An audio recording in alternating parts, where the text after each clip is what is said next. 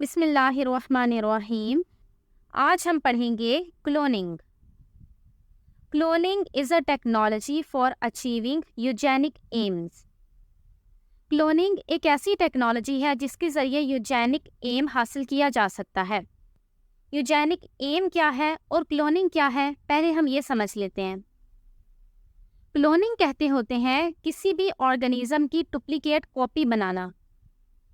Duplicate copy यानी वो हूबहू उसके जैसा हो, यानी उन दोनों के जीन्स बिल्कुल एक जैसे हों। और क्लोनिंग के जरिए यूजेनिक एम हासिल किया जा सकता है। यूजेनिक्स क्या है, अब इसको देखें।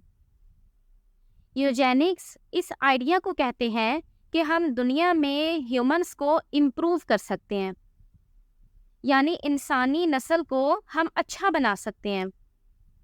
और वो इस तरह से कि ऐसे इंसान जिनके अंदर अच्छी क्वालिटीज़ हैं, जो इंटेलिजेंट हो, स्मार्ट हो या फिर वो हेल्दी हो, सिर्फ उनको ही रिप्रोडक्शन की, अपनी आगे नस्ल बढ़ाने की, औलाद पैदा करने की इजाज़त दी जाए, बाकियों को इजाज़त ना दी जाए। यानी जैसे हमने पहले पढ़ा था ना, सिलेक्टिव ब्रीडिंग प्लांट्स की और एनिमल्स की, तो यूजेनिक्स एक तरह से ह्यूमंस की सिलेक्टिव ब्रीडिंग है। लेकिन ह्यूमंस की सिलेक्टिव ब्रीडिंग का आइडिया बिल्कुल गलत और अनफेयर है, इसे दुनिया में कोई भी एक्सेप्ट नहीं करता। अब क्लोनिंग के ज़रिए कैसे यूजेनिक एम्स हासिल हो सकते हैं? क्लोनिंग के ज़रिए हम ऐसे ह्यूमंस जो स्मार्ट हों, इंटेलिजेंट हों और उनमें और अच्छे अच्छे ट्रेड्स मौजूद हों, उनकी क्लोनिंग की जा सकती है, यानी उनकी डुप्लीकेट कॉपीज़ बनाई जा सकती हैं, ताकि उससे दुनिया में अच्छे ट्रेड्स वाले इंसान ज़्यादा हो जाएं। तो देखिए, इस तरह से यूजेनिक एम हासिल हो गया ना, कि जो लोग ज़्यादा अच्छी क्वालिटीज़ वाले हैं वो दुनिया में ज़्यादा हो जाएं। ऐसा ऑर्गेनिज्म जो क्लोनिंग के ज़रिए बना होता है उसको कहते हैं क्लोन, और वो जेनेटिकली आइडेंटिकल होता है अपने पेरेंट्स से, यानी जिससे वो बना है उससे, except when a mutation occurs. Mutation कहते होते हैं डीएनए के अंदर कोई भी तब्दीली, any change in the DNA sequence of a cell is called mutation. तो अगर किसी में म्यूटेशन हो गई है, इसका मतलब उसके जीन्स चेंज हो गए हैं। तो क्लोन बिल्कुल अपने पेरेंट्स जैसा होता है, लेकिन अगर कोई म्यूटेशन आ गई है तो फिर तो जाहिर है कि उसका डीएनए चेंज हो जाएगा।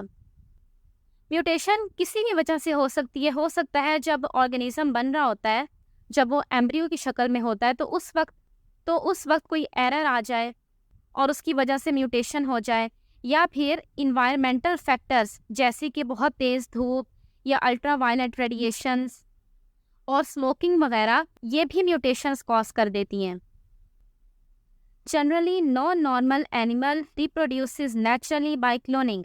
Several insects and many plants do, in some circumstances, whereas few do so regularly.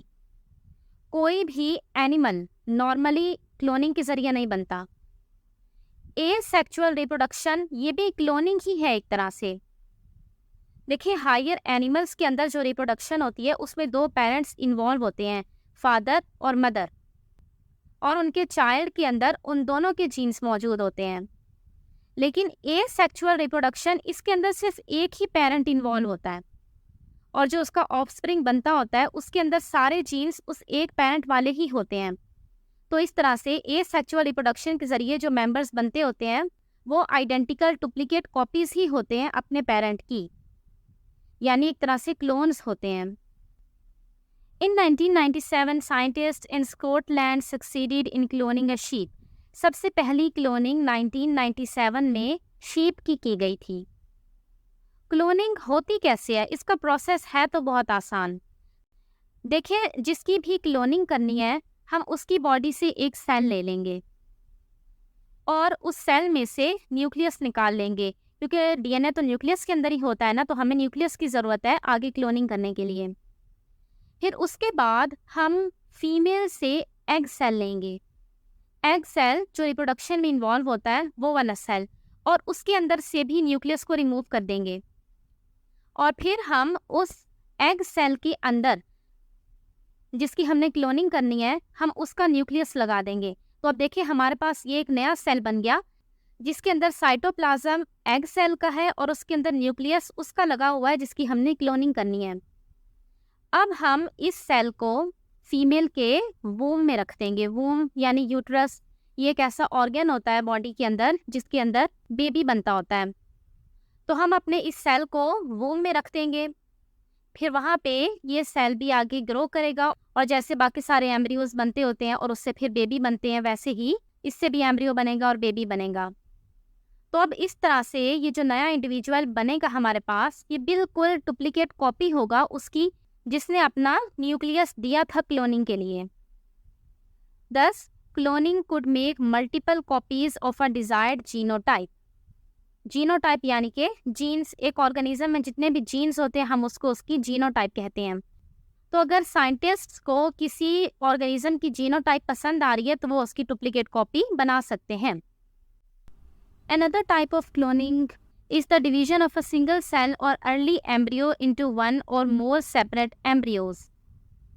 This is the same process that normally creates identical twins. Identical twins जिस तरीके से बनती होती हैं वो भी एक क्लोनिंग का ही तरीका है। उसके अंदर ये होता है कि जाइगोट जिसने ऑर्गेनिज्म बनाना होता है, किसी भी वजह से वो बीच में से ब्रेक हो जाता है और उससे 2 जाइगोट बन जाते हैं और फिर वो दोनों जाइगोट अलग अलग ऑर्गेनिज्म बना लेते हैं। तो इस तरह से आइडेंटिकल ट्विन्स बन जाते हैं। ये वाली क्लोनिंग तो कुदरती तौर पे भी होती है और ये साइंटिस्ट खुद भी करा सकते हैं। Offspring from this type of cloning are genetically identical but carry chromosomes from each of the two parents. जो 2 आइडेंटिकल ट्विन्स बनती होती हैं, ये दोनों हैं तो एक दूसरे की डुप्लीकेट कॉपीज, लेकिन असल में ये दोनों किसी के ऑफस्प्रिंग हैं। इन दोनों के अंदर मेल और फीमेल उन दोनों के क्रोमोसोम्स मिलकर आए हैं। जबकि जो क्लोनिंग साइंसदान करते होते हैं उसके अंदर तो ऐसा होता है कि किसी एक ऑर्गेनिज्म का न्यूक्लियस लेके बिल्कुल उसके जैसा एक और ऑर्गेनिज्म बनाया जाता है। यानी एक तरह से उसके अंदर सिर्फ एक ही पेरेंट इन्वॉल्व होता है और सारे उसी के ही क्रोमोसोम्स ट्रांसफर हो जाते हैं उस क्लोन में। Man is likely to adopt cloning techniques for commercial production of valuable animals of known pedigree such as horses, etc. Humans ऐसे वैल्यूएबल एनिमल्स जिनके अंदर डिज़ायरेबल ट्रेड्स मौजूद हों, जैसे कि अच्छे हॉर्सेस वगैरह, उनकी क्लोनिंग करते हैं ताकि उन वैल्यूएबल एनिमल से आगे और फ़ायदा उठाया जा सके जब उनकी डुप्लीकेट कॉपीज़ बन जाएंगी तो। और लास्ट वाले पैराग्राफ में लिखा गया है कि साइंटिस्ट कोशिशें कर रहे हैं कि वो ह्यूमंस के भी क्लोन्स बनाएं और वो ये सोचते हैं कि वो ऑर्गन ट्रांसप्लांट के लिए अच्छे होंगे। अगर किसी इंसान की दुनिया में डुप्लीकेट कॉपी मौजूद होगी और उसको किसी ऑर्गन की ज़रूरत पड़ी तो वो अपने क्लोन से ऑर्गन ले सकता है, लेकिन उसके बावजूद ह्यूमंस की क्लोनिंग कंट्रोवर्शियल है। यानी सारे साइंटिस्ट्स में इस आइडिया को लेकर इत्तेफाक नहीं है। क्लोनिंग को अच्छा नहीं समझा जाता है इंसानों के लिए। अगर किसी एक इंसान की दुनिया में आइडेंटिकल कॉपी मौजूद होगी तो इससे आइडेंटिटी इश्यूज हो सकते हैं और इस बात की कोई गारंटी भी नहीं है कि एक ऑर्गेनिज्म अगर अच्छा है और वो उसकी डुप्लीकेट कॉपी बना ले ताकि वो भी अच्छी निकले। एक ऑर्गेनिज्म कैसा बनेगा, इन्वायरमेंटल फैक्टर्स भी इस चीज़ को डिटर्मिन करते हैं, सिर्फ जीन्स नहीं करते। तो हो सकता है वो जो डुप्लीकेट कॉपी हो वो अपने पेरेंट्स जैसी ना बने। तो इस तरह से ह्यूमंस की क्लोनिंग करना ये एक रिजेक्टेड आइडिया है। हर ह्यूमन यूनिक होता है। अस्सलामुअलैकुम।